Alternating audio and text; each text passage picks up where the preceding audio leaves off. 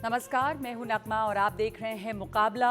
आज बात करेंगे दुनिया के सामने आ रहे पाकिस्तान के झूठ की।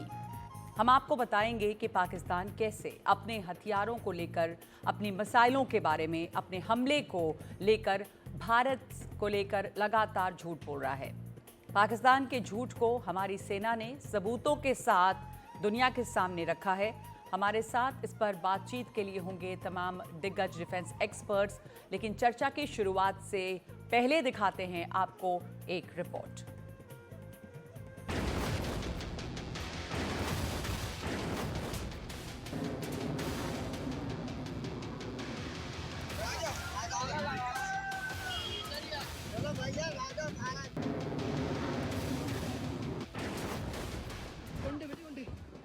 पहलगाम से लेकर ऑपरेशन सिंदूर तक पाकिस्तान लगातार झूठ बोलता रहा और अब जबकि सीज फायर पर दोनों देशों में सहमति बन गई, उसके बाद भी पाकिस्तान झूठ का बाजार दुनिया भर में फैला रहा है। सबसे ज्यादा झूठ पाकिस्तान के प्रधानमंत्री शहबाज शरीफ ने फैलाया। झूठ नंबर 1, ये हमारे सिद्धांतों और सम्मान के साथ देश की जीत। झूठ नंबर 2, ड्रोन और मिसाइलों से मस्जिदों और रिहायशी इलाकों को निशाना बनाया गया। झूठ नंबर 3, भारत के हमले में बच्चे और औरतों समेत 26 मासूम शहीद हुए। झूठ नंबर 4, पाकिस्तान ने पहलगाम जांच की पेशकश की थी, लेकिन भारत ने गलत रास्ता अपनाया। झूठ नंबर 5, पाकिस्तानी वायुसेना ने दुश्मनों के जहाजों के परखच्चे उड़ा दिए। झूठ नंबर 6, दहशतगर्दी से सबसे ज्यादा परेशान पाकिस्तान, 90,000 लोगों को गंवाया। भारत ने हर बार पाकिस्तान के हर झूठ को बेनकाब किया। विदेश मंत्रालय और सेना के प्रेस कॉन्फ्रेंस में पाकिस्तान के हर झूठे दावे की पोल खोली गई। पहला, पाकिस्तान ने यह क्लेम किया कि उसने अपने JF-17 से हमारे S-400 व ब्रह्मोस मिसाइल बेस को नुकसान पहुंचाया, जो कि बिल्कुल गलत है। दूसरा, उसका यह भी मिस इन्फॉर्मेशन कैंपेन था कि हमारी एयरफील्ड जो कि सिरसा, जम्मू, पठानकोट, बठिंडा, नलिया और भुज में है, ये उसका मिस इन्फॉर्मेशन भी बहुत गलत है। तीसरा, पाकिस्तान के मिस इन्फॉर्मेशन कैंपेन के मुताबिक हमारे एम्यूनिशन डंप्स जो चंडीगढ़ और बियास में है, उसका डैमेज हुआ, यह भी बिल्कुल गलत है। हमने आपको मॉर्निंग ब्रीफिंग में बताया था विद फैक्ट्स एंड फिगर के साथ कि ये सारी चीजें बिल्कुल सही सलामत हैं। यानी ऑपरेशन सिंदूर के दौरान पाकिस्तान ने हर मोर्चे पर मुंह की खाई, फिर भी झूठ दोहराने से बाज नहीं आया। हद तो यह है कि पाकिस्तान ने अपने दावे को लेकर कभी भी एक सबूत तक पेश नहीं किया।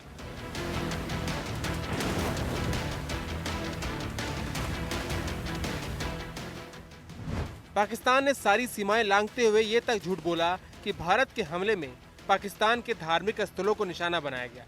पाकिस्तान ने मजहबी मुद्दों की आड़ में जो झूठ फैलाया, उसे तथ्यों के साथ भारत ने बेनकाब कर दिया। पूरी तरह से ये भ्रामक है और तथ्यों से दूर है कि पाकिस्तान की ओर से ये झूठा आरोप भी लगाया जा रहा है कि भारतीय सेना ने मस्जिदों को नुकसान पहुंचाया।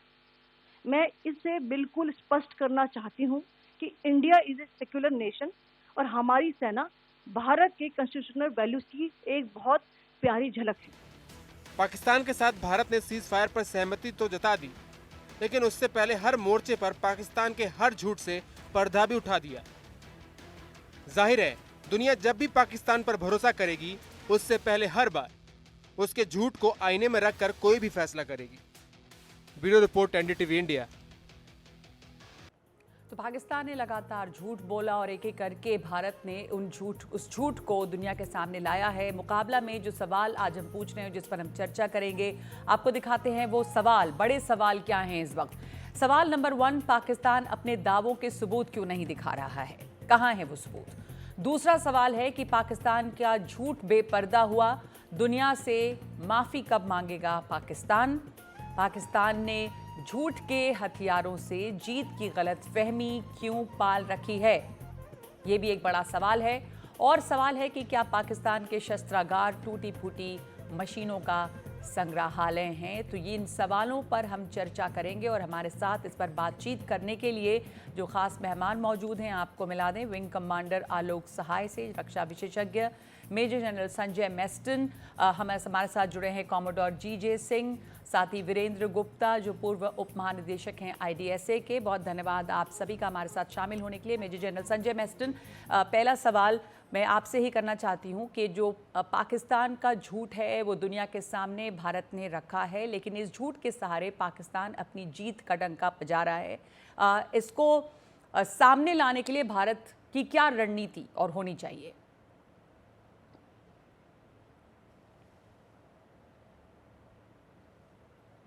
मेजर जनरल संजय मेस्टन, आपको आवाज आ रही है?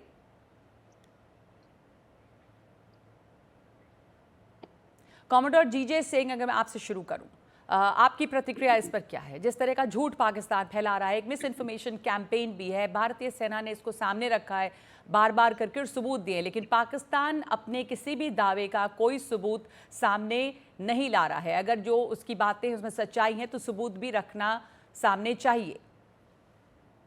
नगमा, थैंक यू फॉर हैविंग मी।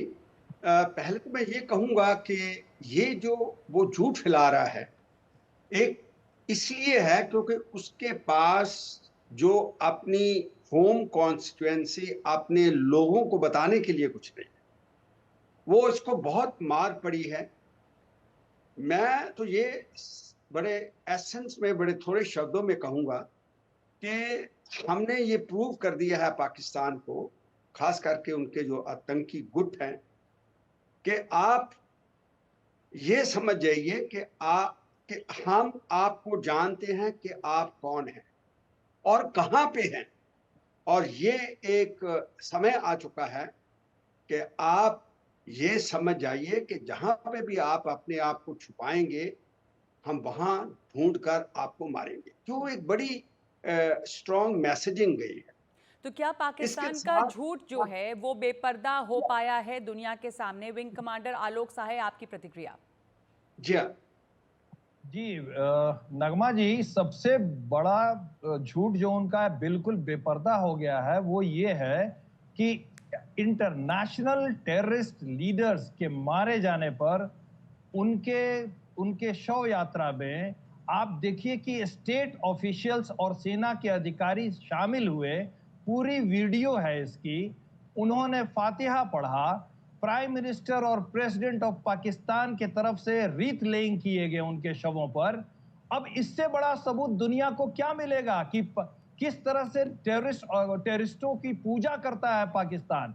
और पाकिस्तान अगर ये कहता है कि टेररिज्म से वो खुद परेशान है, तो इससे बड़ा झूठ क्या होगा? तुमने पाल रखे हैं टेररिस्ट को, सबके सामने पता चल गया। तुम वहां हाफिज सईद को शिफ्ट कर रहे हो, उसकी वीडियो लीक हो रही है। जैसे प्राइम मिनिस्टर प्रेसिडेंट को शिफ्ट किया जाता है, उससे भी ज्यादा सिक्योरिटी तुम उसको दे रहे हो। सारी वीडियो इंटरनेशनल लेवल पे आ रही हैं। तो अब पाकिस्तान क्या मुंह दिखाएगा लोगों के सामने? मैं तो हैरान हूं। तो पाकिस्तान लेकिन इसके बावजूद लोगों दुनिया के सामने और अमेरिका के सामने और तमाम वेस्टर्न नेशंस के सामने ये झूठ बोल रहा है। जब ये सबूत सामने आए हैं उसके बावजूद, तो फिर ये जो कठदलीली है उसका क्या जवाब हो सकता है? मेजर जनरल संजय मेस्टन, इन सब के बावजूद ये दिख रहा था दुनिया को कि वहाँ पर जनाजे में शामिल हो रहे हैं जो आतंकवादी हैं डेजिग्नेटेड, उनके जनाजे में शामिल हो रहे हैं अफसर, सेना के तमाम अफसर और अधिकारी, और पंजाब के CM की तरफ से वहां पर फूल अर्पित किया जा रहा है। तो वीरेंद्र गुप्ता जी, मैं आपके पास आ जाऊं पहले कि इसके बावजूद अभी IMF का लोन मिलता है पाकिस्तान को, ये सामान्य नहीं है कि आप इस बीच में देते हैं जब दुनिया के सामने ये तमाम चीज़ें हैं, बावजूद इसके ये होता है। इसको भारत को डिप्लोमेटिकली इस प्लेटफॉर्म पर और जोर शोर से रखना होगा। देखिए, पाकिस्तान पूरी तरह से बेनकाब है और उसकी क्रेडिबिलिटी बहुत कम हो गई है। टेररिज्म में इन्वॉल्वमेंट चाहे कितना ही इनकार करें, वो विक्टिम कार्ड प्ले करना चाहते हैं, लेकिन वो नहीं चलता है। दुनिया को अभी नहीं, पहले से मालूम है और कि पाकिस्तान का टेररिज्म के साथ क्या इन्वॉल्वमेंट है। कोई भी मेजर टेररिस्ट एक्टिविटी वो दुनिया में होती है, उसमें पाकिस्तान के थ्रू थ्रेट्स जाते हैं। लेकिन गौर बात यह है कि अगर दुनिया के जो बड़े बड़े मुल्क हैं वो इस बात को जानते हुए भी अगर एक पाकिस्तान को रास्ता देते हैं, इनकार करते हैं या अपनी दूसरी तरफ मुंह मोड़ लेते हैं, तो ये इंटरनेशनल पॉलिटिक्स का एक तरीका है कि इंडिया को उलझाए रखो, पाकिस्तान को इस तरह से जो है थोड़ा सा इंकरेजमेंट देने की बात चलती है, वो चलती रहेगी। हमें इस बात की चिंता नहीं करनी चाहिए, पाकिस्तान कितना ही झूठ बोले, साफ साफ झूठ बोल रहा है।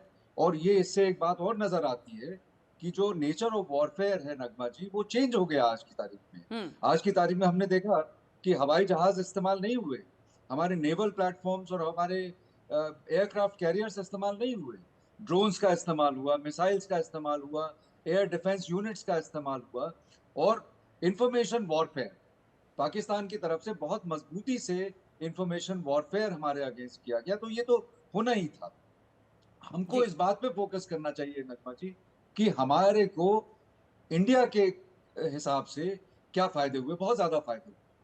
हमने सबसे बड़ा तो एक नैरेटिव एक नया बना दिया था, एक डॉक्ट्रिन उनको नए बता दी कि देखिए आप टेररिस्ट एक्टिविटी करते रहेंगे इंडिया में, हमेशा करते हैं हर 2-3 साल में, और हम जो है एक वो न्यूक्लियर ब्लैकमेल का ब्लफ, और इसके उसमें हम पिछले कई सालों से कुछ नहीं कर पा रहे हैं। जी मोदी जी ने आके जो है वो 1-2 स्ट्राइक्स करी हैं, लेकिन उन स्ट्राइक से ये स्ट्राइक बहुत फर्क है। टेररिज्म का इंफ्रास्ट्रक्चर का जैश के कैंप्स में बड़ी तगड़ी मार पड़ी है। तो हमने डेमोन्स्ट्रेट किया है कि हम पहली बात मारने की हमारी विलिंगनेस है, हम आगे भी मारेंगे जी। और हमारी कैपेबिलिटी है प्रिसिशन टेक्नोलॉजी से इस्तेमाल करते हुए हमने जो है तो हमारे को आप कह रहे हैं कि बहुत जो ज्यादा फायदा हुआ है। ये भारत ने साफ किया है कि हमारी कैपेबिलिटी क्या है और अगर हम आतंकवाद को किसी भी हालत में नहीं बर्दाश्त करेंगे। विंग कमांडर आलोक सहाय, आप इस पे कुछ कहना चाह रहे हैं? जी नगमा जी, आपने जो बोला था ना कि बेल आउट फिर भी आईएमएफ ने दे दिया, वो एक बहुत बड़ा पर्दाफाश ये भी हुआ है। भारत को ये और सबको सबक लेनी चाहिए कि आईएमएफ में जो वोटिंग होती है ना ग्रांट देने के समय, उसमें सबसे ज्यादा वोट पावर जो है वो अमेरिका का है, वो करीब 15 पॉइंट सम परसेंट है। और बाकी जो दो देश हैं, जापान और जर्मनी और चाइना, इनके करीब 5 पॉइंट समथिंग है। तो जब वोटिंग होती है तो नेचुरली अमेरिका जो है और वेस्टर्न कंट्रीज जो है वो इन्फ्लुएंस उनका वो हो जाता है और और वोटिंग में वो जीत जाता है। और अमेरिका ने इसका मतलब हमें धोखा दिया है, ये जानते हुए, ये वीडियो सब कुछ देखते हुए भी ये बेल आउट पाकिस्तान को दिया गया है। तो ये झूठ भी बेनकाब हो गया कि अमेरिका जो है वो डेमोक्रेटिक कंट्री के साथ खड़ा नहीं रहेगा हर वक्त। ये साफ हो गया है। अगर अमेरिका के जो मिलिट्री इंटरेस्ट हैं पाकिस्तान में, वो उसकी प्राथमिकताएं हैं, न कि फाइनेंशियल एंड डेमोक्रेटिक वैल्यूज। जी, तो आप ये कह रहे हैं कि एक चीज ये भी साफ हुई है, लेकिन हम वापस इस पर आए कि पाकिस्तान जो है वो अभी भी किस तरह का दुष्प्रचार कर रहा है। हमारे साथ संजय मेस्टन जी भी इस वक्त जुड़ गए हैं। मेजर जनरल संजय मेस्टन, आपसे अभी तक बात नहीं हो पा रही थी क्योंकि आपकी लाइन नहीं मिली थी। ये बताइए कि इस समय पाकिस्तान के जिस तरह के दावे हैं झूठे, भारत ने एक एक करके उसका जवाब दिया है, बावजूद इसके सोशल मीडिया और अलग अलग जरिए से और उनके प्रधानमंत्री के दावों से वो तमाम झूठ बोल रहे हैं। वो दावा करते हैं कि भारत के S-400 जो है उसे ध्वस्त किया गया, सूरतगढ़ हवाई अड्डे पर हमला हुआ, नगरोटा पर जो ब्रह्मोस का बेस है वहाँ पर हमला हुआ। तो किस तरह के झूठ बोल रहा है पाकिस्तान और इस झूठ में और अपनी जीत का दावा कर रहा है, क्या क्या उसके बड़े झूठ रहे हैं? देखिए, पाकिस्तान की तो बात ही नहीं करनी चाहिए क्योंकि वो एक आर्टिफिशियल स्टेट है जिसका कोई ना ईमान है, ना कोई धर्म है, ना कुछ है।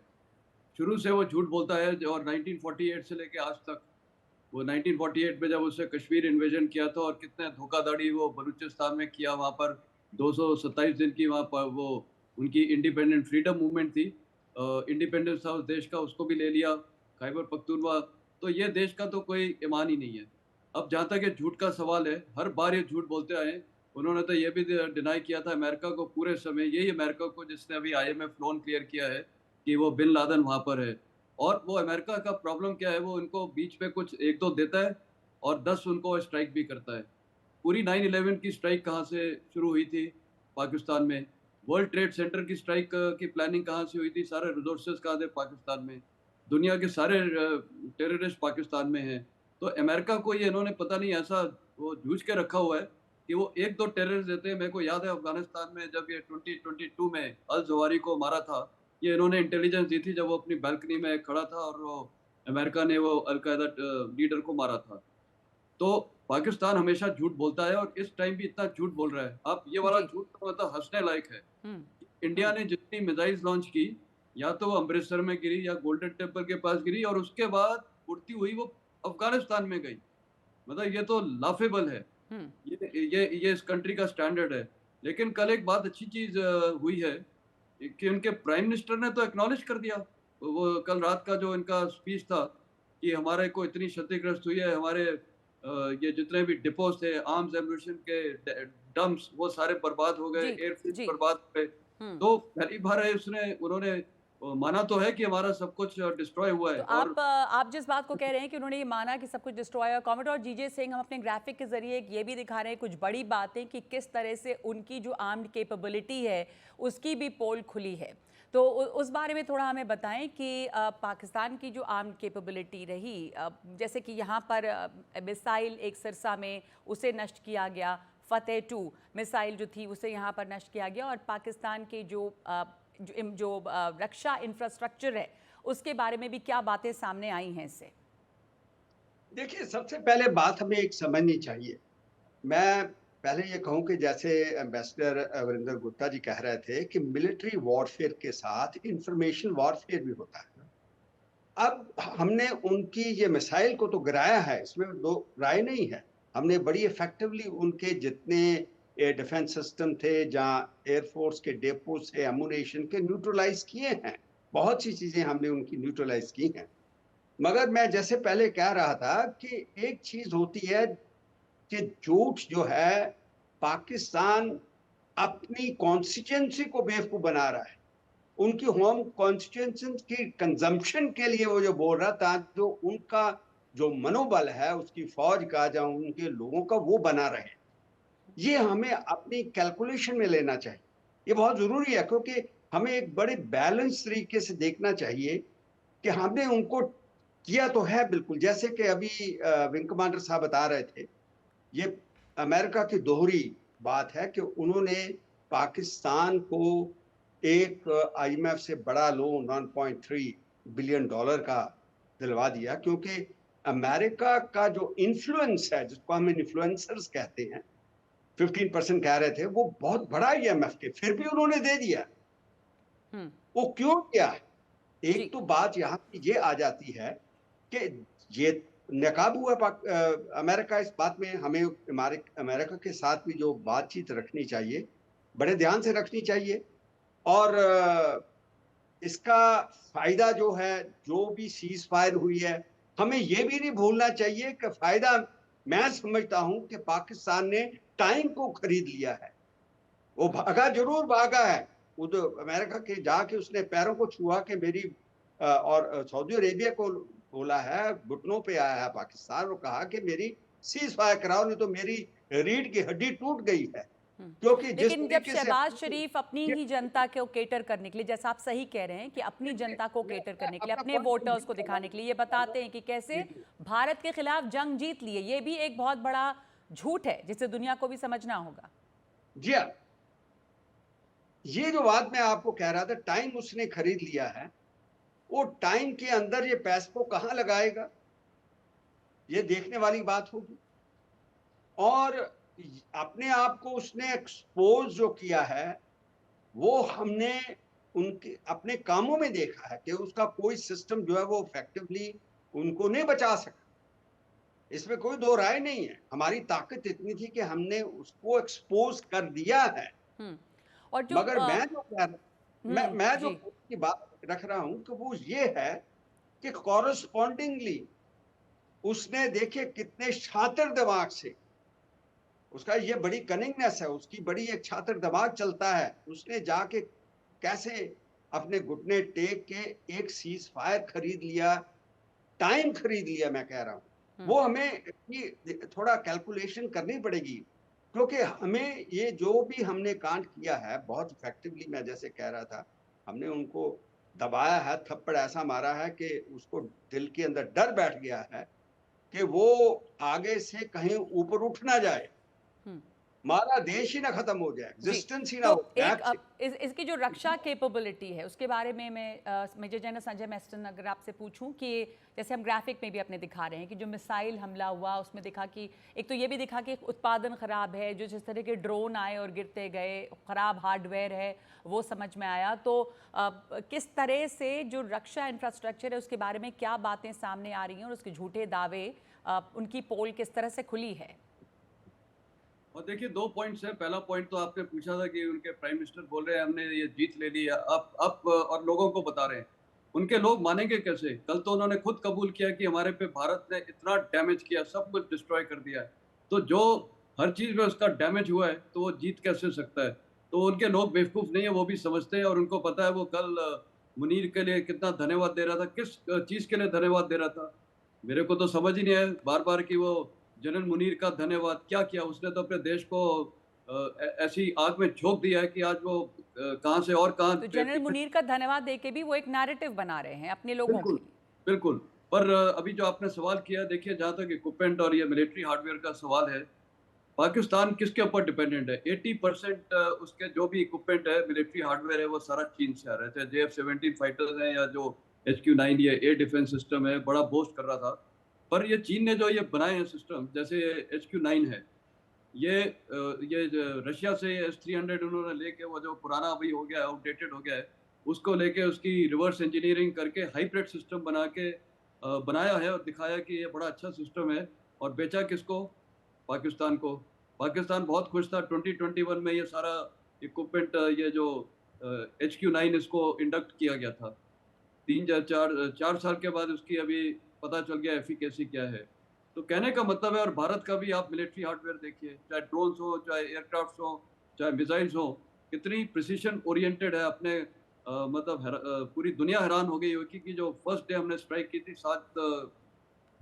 7 मई को, कितनी प्रिसिशन ओरिएंटेड स्ट्राइक थी जी। कि वो जाके 9 टारगेट्स पे बिल्कुल गया और कोई कोलेटरल डैमेज नहीं हुआ, बिल्कुल ध्वस्त कर दिया था। उसके बाद भी जितनी हमने स्ट्राइक्स किए हैं, वो बिल्कुल फायर फॉर इफेक्ट था। मतलब बिल्कुल पिन पॉइंटेड टारगेट है, चाहे वो नूर बेस इनका एयर हेडक्वार्टर वो बेस था जो रावलपिंडी इनका GHQ के पास है। तो हर चीज़ हमारी बहुत ही हाई टेक्नोलॉजी है। हमारी कम्युनिकेशन सिस्टम, सैटेलाइट लिंक्स वगैरह, ये सारे सेल्फ रिलायंस है, किसी के हम ऊपर डिपेंडेंट नहीं है। पर चीन की तरफ से काफ़ी प्रोपेगेंडा चला, एक प्रोपेगेंडा वॉर भी साइमल्टेनियसली चलता रहा और उसमें चीन की तरफ से भी प्रोपेगेंडा रहा क्योंकि उनके हथियार पाकिस्तान के द्वारा इस्तेमाल हो रहे थे, टर्की के हथियार। और यहाँ पर भारत के पास जो हैं वो पश्चिमी देशों के हथियार हैं जिसमें फ्रांस भी है। चीन की तरफ से जो प्रोपेगेंडा चला है उसके ऊपर आप क्या कहेंगे?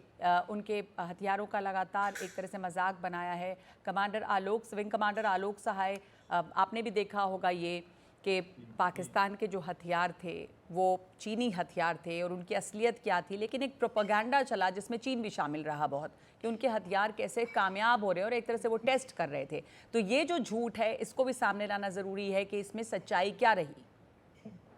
जी नगमा जी, देखिए ये एक बहुत बड़ा और पर्दाफाश हुआ पाकिस्तानियों के बीच में। पाकिस्तानियों के बीच में एक नैरेटिव पाकिस्तानी फौज ने और पाकिस्तानी हुक्मरानों ने बना रखा था कि उनका एयर डिफेंस बहुत स्ट्रांग, ये एक नैरेटिव था। और शायद हमें भी ये एहसास था कि उनका एयर डिफेंस बहुत स्ट्रांग है, उसको पेनिट्रेट करना थोड़ा मुश्किल है। उनके यहाँ कौन सा एयर डिफेंस सिस्टम है? HQ-9 है। HQ-9 की जो डिटेक्शन रेंज है वो 200 किलोमीटर की, जबकि हमारे पास जो S-400 है उसकी डिटेक्शन रेंज 600 किलोमीटर है और जो किल रेंज है, दैट इज एंगेजमेंट रेंज वो 100 किलोमीटर के और उससे भी कम की है HQ-9 की। तो ये जो हवा बना रखा था एयर डिफेंस का, उस हवा को भारतीय वायुसेना ने तोड़ दिया। तो ये झूठ भी साफ हुआ है, एयर डिफेंस का हवा जो इसका भी पर्दाफाश हुआ। जी जी, क्योंकि वहां की जनता ने देखा ना कि मिसाइल गिरा, उन्होंने वीडियो बनाए, तो उनको भी लगा कि भाई उनके जनता के बीच में था कि कोई फाइटर भारत का आ ही नहीं सकता है, रावलपिंडी तक, रावलपिंडी जो यहाँ मिलिट्री हेडक्वार्टर्स है। जी, और इंपॉर्टेंट सेंटर्स पे पिन पॉइंटेड स्ट्राइक किया हमने, ब्रह्मोस से स्ट्राइक किए। क्यों नहीं इसको वो इंटरसेप्ट कर पाया? उसका पूरा एयर डिफेंस को हमने ध्वस्त कर दिया और माखौल उड़ा दिया गया उसके एयर डिफेंस को। इसी तरह से मैं आपको बताना चाहता हूं कि उनके जो PL-15 जो मिसाइल है, एयर टू एयर मिसाइल, उसकी रेंज थोड़ी ज्यादा है। मैं मानता हूं वो करीब 150 से 200 किलोमीटर का रेंज है। हमारे मिचौर जो है, जो राफेल में है, लगभग एक ही बराबर की उसकी रेंज है। लेकिन आपके पास हथियार जो अगर दिया गया है, उस हथियार को जब चलाया जाएगा, जैसे air to air missile launch होता है किसी फाइटर पे, तो दूसरा फाइटर जिसके ऊपर लॉन्च हुआ वो उसको इवेट करने के लिए सर्टेन टेक्निक्स का यूज करता है, फ्लेयर्स छोड़ता है शार्प मैनूवर्स करते हुए, ताकि वो मिसाइल जो है वो डिफ्लेक्ट हो जाए। तो यही हुआ है। आप देखिए, हमने PL-15 मिसाइल जो जमीन पर गिरी हुई हासिल की है, वो क्यों हासिल की है? क्योंकि हमारे पायलट्स जो है, man behind the machine, they are so efficient that they evaded PL-15 missiles also. तो ये जो पूरा आर्म्स एंड एमुनिशन का जो एक हवा था ना पाकिस्तान का, जी। वो उस पर हमने वो हवा तोड़ा है और हमने अपनी सुपीरियोरिटी, प्रिसीजन की सुपीरियोरिटी भी दिखाई है। आप देखिए जी, बहावलपुर जी। का जो अड्डा को, आप वो वीडियो चला है, फोटो सब जगह है, आप देखिए वो बगल में उनका एक बहुत बड़ा आर्मी सेंटर है, उसके थोड़ी ही दूर पे वहां पे उनके न्यूक्लियर एक इंस्टॉलेशन है, उसके सबको बचाते हुए बीच में एकदम सेंट्रल हॉल के ऊपर में छेद है। ये वीडियो आ रहा है, तो क्या प्रिसीजन है हमारे इक्विपमेंट के, हमारे तो ये साफ ammunition दिखा है कि किस तरह के प्रिसिशन। और दूसरा, भारत के जो भारत ने जो भी जवाबी स्ट्राइक किया, उसमें सबसे बड़ा फर्क ये था कि भारत ने ये जवाबी कार्रवाई की। भारत ने सिर्फ और सिर्फ आतंकी कैंप्स को टारगेट किया। पाकिस्तान के द्वारा ये भी झूठ बार बार फैलाया जा रहा है कि वहाँ पे मस्जिदों को या सिविलियंस को टारगेट किया गया है, जबकि सच्चाई ये देखी भारत ने कि यहाँ पर, वीरेंद्र गुप्ता जी, ये दिखाई दिया कि यहाँ पर जो बॉर्डर एरियाज़ में जितने भी रजौरी, पूंछ और इसके अलावा फिरोजपुर और दूसरी जगहों पे सिविलियन इलाकों में भी पाकिस्तानी ड्रोन गिरे। ये अच्छी बात रही कि सभी ड्रोन को नाकाम किया गया है। 200 ड्रोन तो पंजाब में नाकाम किए गए। तो पाकिस्तान ने ये भी लगातार झूठ बोला है और उल्टे यहाँ पर सिविलियन इलाकों में हमला पाकिस्तान करता रहा है। तो यहाँ पर भी एक झूठ जो है वो उसका पर्दाफाश होता है। दूसरे ये भी कि जो भी वो दावे कर रहा है, किसी भी तरह की सबूत उसने नहीं दिखाए हैं कि क्या नष्ट हुआ, कहाँ पे क्या है, कोई एविडेंस। उनके मंत्री खुद कहते हैं फॉरेन चैनल्स में इंटरव्यू पे कि सोशल मीडिया पे प्रूफ है। तो ये इसको दोहराना ज़रूरी है कि कहाँ उनके प्रूफ है, कहाँ दिखाया उन्होंने। देखिए, उनके पास कोई सबूत है ही नहीं, क्योंकि आपने जैसे बताया सब झूठ फैला रहे हैं ना। और वो जो बोलते हैं उनके नेता और उनके मीडिया चैनल्स, ये पहले जो कॉमोडोर सिंह ने बोला जैसे कि डोमेस्टिक कंजम्पशन के लिए, ये हमें समझना पड़ेगा और थोड़ा बहुत लीवे उनको देना पड़ेगा, क्योंकि पाकिस्तान भी एक बड़ी ताकत है और उसको भी इस तरह के एंगेजमेंट से निकलने के लिए एक फेस सेविंग की जरूरत है। तो उसकी हम उधेड़ बुन ज्यादा ना करें तो बेहतर होगा। हमको अपने हिसाब से चीजों को देखना चाहिए। क्या हमको ये लड़ाई और लंबी करने से फायदा था? मुझे लगता है नहीं। हमने अपना ऑब्जेक्टिव अचीव कर लिया और ऑब्जेक्टिव अचीव करने के बाद में जो नॉन एस्केलेशन हम हमेशा कह रहे थे और नॉन एस्केलेशन से सीज फायर हुआ, तो हम सीज फायर पे क्यों परेशान? मैं जानता हूँ कई सारे लोग बोल रहे हैं यहाँ पे कि सीज फायर को नहीं मानना चाहिए था और ये अच्छा मौका था कि हम पाकिस्तान को इस बार बुरी तरह से पछाड़ देते और POK वापस ही ले लेते। ये आसान इतना नहीं है, बोलना बहुत आसान है, उससे इंडिया को भी बहुत नुकसान होता है। और जहां तक दुनिया के लोगों को, आपने जिक्र किया था कि IMF का लोन कैसे एक्सेप्ट कर लिया, देखिए ये दुनिया में हमेशा रीत चली है। इंटरनेशनल रिलेशंस की डिप्लोमेसी की एक तरीका है। डुप्लिसिटस बिहेवियर दुनिया के बड़े बड़े देशों का ये हमेशा एक रवैया रहा है जी। और हमें सबसे ज्यादा खुशी इस बात की होनी चाहिए कि पाकिस्तान के लिए रिलेटिवली आइसोलेशन ज्यादा है पहले के कंपैरिजन में। अब आप देखिए अमेरिका के PR न्यूयॉर्क में जो निकी हेली ने बहुत बुरी तरह से पाकिस्तान को लताड़ा। पहले कभी भी ऐसा नहीं होता था। बड़े बड़े देशों ने, सऊदी अरेबिया, UAE, सब लोगों की तरफ से कोशिश हो रही थी और पाकिस्तान को सबने बताया कि देखिए लड़ाई झगड़ा करने से कोई फायदा नहीं है, आपने टेररिज्म को सपोर्ट करेंगे तो आपको ऐसे ही मिलेगा। पर यहाँ पर जो एक अलायंस दिखाई दिया टर्की और चाइना का, उसके बारे में क्या देखिए, चाइना ने भी, चाइना तो उनके हमेशा ऑल वेदर फ्रेंड है, तो बिल्कुल ही तो नहीं ड्रॉप कर सकते हैं। लेकिन मैं समझता हूं कि ओवरऑल अगर आप चाइनीज रवैया देखें, जैसे चाइनीज फॉरेन मिनिस्टर ने जयशंकर जी से बात करी, उसके बाद एक जो स्टेटमेंट आया, इट वाज क्वाइट बैलेंस्ड। मैं ऐसा नहीं समझता हूं कि ये स्टेटमेंट उस तरह का है कि जो चाइना जो है वो टोटली पाकिस्तान की तरफ एक मिलिट्री अलाई है, ऐसा नहीं है। चाइना ने काफी रिस्पॉन्सिबली इसमें रिलेटिवली हमको देखना चाहिए चाइना की क्या पोजीशन है, चाइना की पाकिस्तान से क्या रिलेशनशिप है, उसके हिसाब से देखते हुए मैं समझता हूं कि चाइना का जो रवैया है वो काफी, पाकिस्तान ये भी सोच सकता था कि पाकिस्तान ने जैसे इंडिया के अगेंस्ट ये सब गोलाबारी वगैरह शुरू करी तो चाइना भी इंडिया के खिलाफ एक फ्रंट खोल देगा, ऐसा तो कुछ नहीं हुआ। जी और जो है पाकिस्तान को जिस तरह की अश्योरेंस थी दूसरे दुनिया से, मुस्लिम कंट्री से, एक कंट्री टर्की तो साथ में आया, टर्की के अलावा और किसी ने कोई भी ओपनली सपोर्ट नहीं किया, बल्कि ज्यादा सपोर्ट मेरा ख्याल है इंडिया के लिए है। तो डिप्लोमेटिकली आई वुड से कि इंडिया को एक ज्यादा जो है वो तवज्जो मिली और ये डिप्लोमेटिक विक्ट्री है इंडिया की। पर वीरेंद्र गुप्ता जी, पाकिस्तान चूंकि के आप झूठ का मैं चिंता नहीं करता। जी वीरेंद्र गुप्ता जी, चूंकि आप राजदूत रहे हैं हमारे पहले और डिप्लोमेसी को आप बेहतर समझ रहे हैं, मैं एक और बात आपसे समझना चाहूँगी कि अमेरिका की तरफ से जैसे पहले हमेशा होता था कि हाइफनेट करना इंडिया पाकिस्तान, इस वक्त विदेश मंत्री अमेरिका के मार्को रूबियो ने जब बात की तो इंडिया और पाकिस्तान से बात की, जाहिर है कि मध्यस्थता करने का उन्होंने दावा किया है। तो इसे आप कैसे देख रहे हैं? आपने कह रहे हैं भारत को ज़्यादा तवज्जो मिली। हाँ, कुछ लोगों में चिंता है कि हमने बड़ी कोशिश करके कई सालों में मेहनत करी और इंडिया पाकिस्तान हाइफन को खत्म करवाया और फिर से एक हाइफनेट हो गए हैं।